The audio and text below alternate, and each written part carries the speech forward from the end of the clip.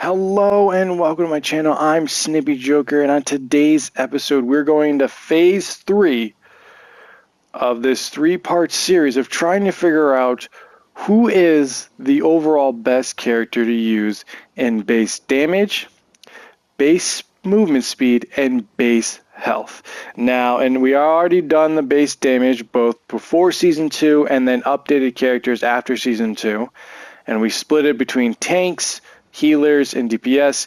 And then we did movement speed, which is slowly coming out. I believe DPS just came out already. So all three have come out, both tanks, healers, and DPS for movement speed, which was very close for a lot of the characters, but a few stood out due to some technically abilities that don't need a refresh or due to passive abilities. Now we are moving on to defense. So which characters can hold up their own with their defense / health pool that they have? Now, in order to do this, we had to choose one character for all three groups. And for the tanks, it was kind of easy to decipher who was the better tank. But when we get into DPS and healer, it became a lot more trickier. Now, I chose Black Widow because Black Widow was one of the number one characters that did the most damage, base damage, when playing her in the other videos. So I wanted to use her for all three groups. So we're starting off with the tank group. Now, the way I did this was to see how much damage Black Widow did to the body. 2, 3, 4, 5, 6, 7. So for the Hulk, she did it in 7. And for Bruce Banner, she did it in 2. Now, when we go to the head, let's check this out. 1, 2, 3, 4. So for the Hulk, she did it in 4. And then for lovely Bruce Banner, she did it in 1. Now, of the tanks, the number 3 people, or number 3, on doing how well they did against Black Widow goes to first was Magneto, who took 3 hits or 6 hits to the body and 3 hits to the head with an average overall 4.5 hits. Because if you're Black Widow, you're not going to hit all your headshots. I mean, unless you're godly or have a cheat on, not all of them are going to be headshots. So on average, Magneto took about 4.5 hits. The other character that did the same thing was Strange, who went down in about 4.5 hits.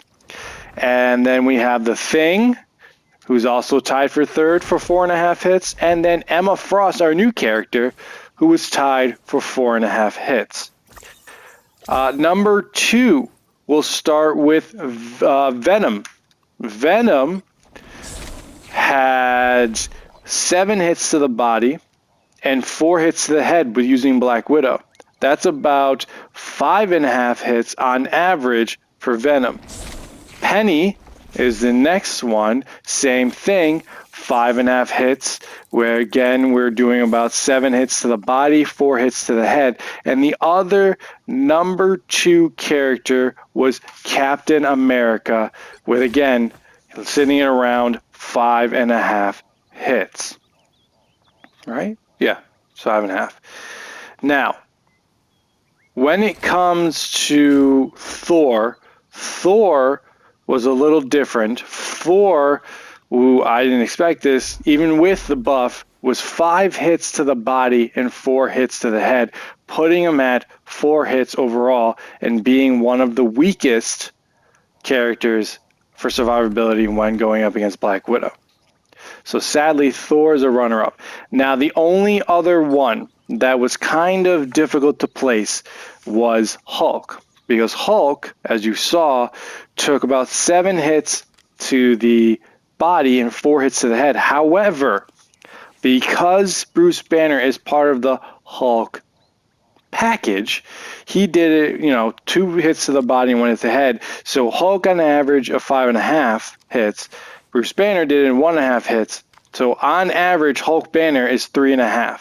So that's less than Thor. However, if you're just considering the Hulk and you don't even care about Bruce Banner, well, then the Hulk was 5.5, which puts him tied for second place. Now, the number one character that did the best against Black Widow is Groot.